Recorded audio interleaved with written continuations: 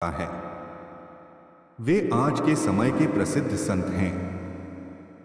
यही कारण है कि उनके भजन और सत्संग में दूर दूर से लोग आते हैं। प्रेमानंद जी महाराज की प्रसिद्धि दूर दूर तक फैली हुई है। कहा जाता है कि भोलेनाथ ने स्वयं प्रेमानंद जी महाराज को दर्शन दिए। इसके बाद वे घर का त्याग कर वृंदावन आ गए। लेकिन क्या आप जानते हैं कि प्रेमानंद जी महाराज ने क्यों साधारण जीवन का त्याग कर भक्ति का मार्ग चुना और महाराज जी सन्यासी कैसे बन गए? आइए जानते हैं प्रेमानंद जी महाराज के जीवन के बारे में। प्रेमानंद जी महाराज का जीवन परिचय। प्रेमानंद जी महाराज का जन्म उत्तर प्रदेश के कानपुर में एक ब्राह्मण परिवार में हुआ। प्रेमानंद जी के बचपन का नाम अनिरुद्ध कुमार पांडे है। इनके पिता का नाम श्री शंभू पांडे और माता का नाम श्रीमती रामा देवी है। सबसे पहले प्रेमानंद जी के दादाजी ने संन्यास ग्रहण किया। साथ ही इनके पिताजी भी भगवान की भक्ति करते थे और इनके बड़े भाई भी प्रतिदिन भगवत का पाठ किया करते थे। प्रेमानंद जी के परिवार में भक्तिभाव का माहौल था और इसी का प्रभाव उनके जीवन पर भी पड़ा। प्रेमानंद जी महाराज बताते हैं कि जब वे 5वीं कक्षा में थे तभी से गीता का पाठ शुरू कर दिया और इस तरह से धीरे धीरे उनकी रुचि आध्यात्म की ओर बढ़ने लगी। साथ ही उन्हें आध्यात्मिक ज्ञान की जानकारी भी होने लगी। जब वे 13 वर्ष के हुए तो उन्होंने ब्रह्मचारी बनने का फैसला किया और इसके बाद वे घर का त्याग कर सन्यासी बन गए। सन्याली जीवन की शुरुआत में प्रेमानंद जी महाराज का नाम आर्यन ब्रह्मचारी रखा गया।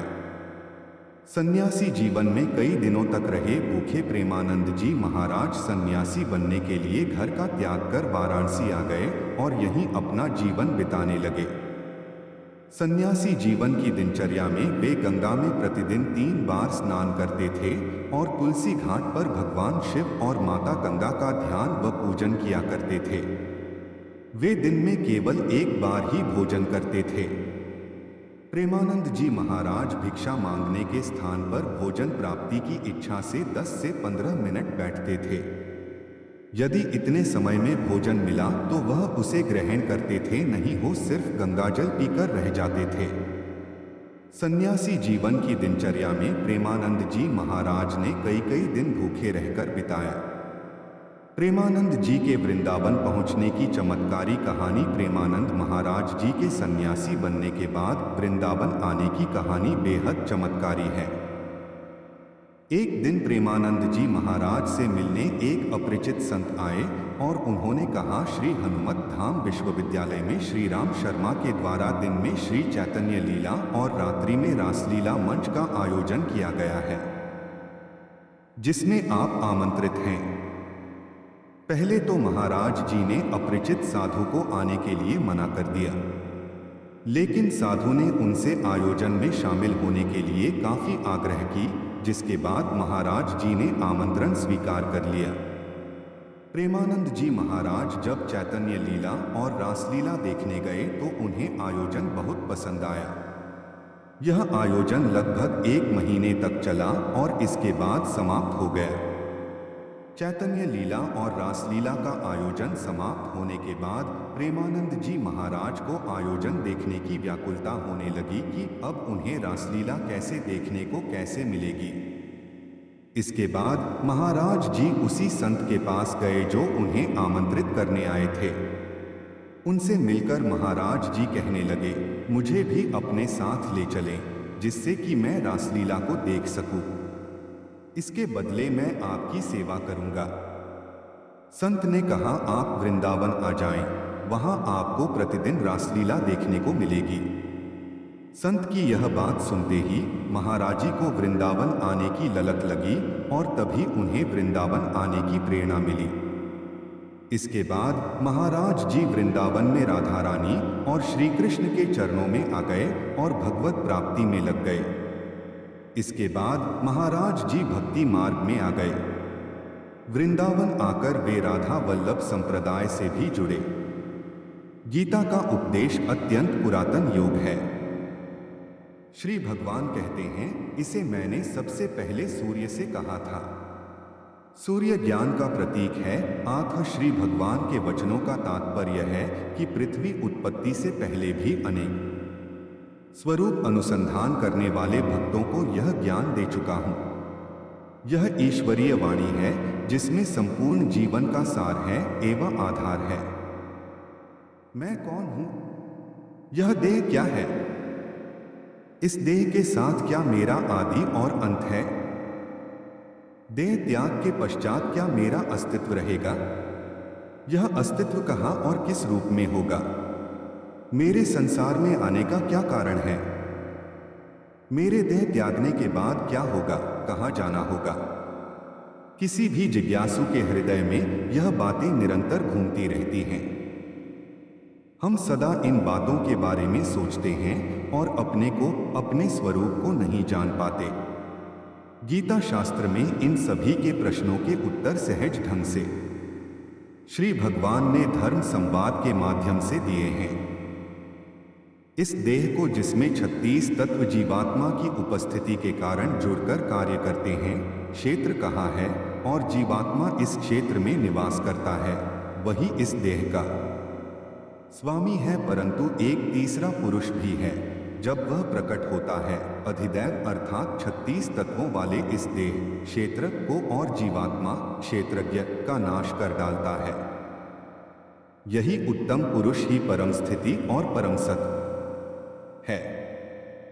यही नहीं, देह में स्थित और देह त्याग कर जाते हुए जीवात्मा की गति का यथार्थ वैज्ञानिक एवं तर्कसंगत वर्णन गीता शास्त्र में हुआ है। जीवात्मा नित्य है और आत्मा, उत्तम पुरुष को जीव भाव की प्राप्ति हुई है। शरीर के मर जाने पर जीवात्मा अपने कर्मानुसार विभिन्न योनियों में विचरण करता है। गीता का प्रारंभ धर्म शब्द से होता है तथा गीता के 18वें अध्याय के अंत में इसे धर्म संवाद कहा है। धर्म का अर्थ है धारण करने वाला अथवा जिसे धारण किया गया है। धारण करने वाला जो है उसे आत्मा कहा गया है और जिसे धारण किया है वह प्रकृति है। आत्मा इस संसार का बीज अर्थात पिता है और प्रकृति गर्भधारण करने वाली योनि अर्थात माता है। धर्म शब्द का प्रयोग गीता में आत्म स्वभाव एवं जीव स्वभाव के लिए जगह जगह प्रयुक्त हुआ है। इसी परिप्रेक्ष्य में धर्म एवं अधर्म को समझना आवश्यक है। आत्मा का स्वभाव धर्म है अथवा कहा जाए धर्म ही आत्मा है। आत्मा का स्वभाव है पूर्ण शुद्ध ज्ञान, ज्ञान ही आनंद और शांति का अक्षय धाम है। इसके विपरीत अज्ञान, अशांति, क्लेश और अधर्म का द्योतक है। आत्मा अक्षय ज्ञान का स्रोत है। ज्ञान शक्ति की विभिन्न मात्रा से क्रिया शक्ति का उदय होता है, प्रकृति का जन्म होता है। प्रकृति के गुण सत्व, रज, तम का जन्म होता है। सत्वरज की अधिकता धर्म को जन्म देती है, तमरज की अधिकता होने पर आसुरी वृत्तियां प्रबल होती और धर्म की स्थापना अर्थात गुणों के स्वभाव को स्थापित करने के लिए, सतोगुण की वृद्धि के लिए अविनाशी ब्राह्मी स्थिति को प्राप्त आत्मा अपने संकल्प से देह धारण कर अवतार ग्रहण करती है। संपूर्ण गीता शास्त्र का निचोड़ है, बुद्धि को हमेशा सूक्ष्म करते हुए महाबुद्धि आत्मा में लगाए रखो तथा संसार के कर्म अपने स्वभाव के अनुसार सरल रूप से करते रहो। स्वभावगत कर्म करना सरल है और दूसरे के स्वभावगत कर्म को अपनाकर चलना कठिन है, क्योंकि प्रत्येक जीव भिन्न भिन्न प्रकृति को लेकर जन्मा है। जीव जिस प्रकृति को लेकर संसार में आया है उसमें सरलता से उसका निर्वाह हो जाता है। श्री भगवान ने संपूर्ण गीता शास्त्र में बार बार आत्मरत, आत्मस्थित होने के लिए कहा है। स्वाभाविक कर्म करते हुए बुद्धि का अनासक्त होना सरल है, अतः इसे ही निश्चयात्मक मार्ग माना है। यद्यपि अलग अलग देखा जाए तो ज्ञान योग, बुद्धि योग, कर्म योग, भक्ति योग आदि का गीता में उपदेश दिया है, परंतु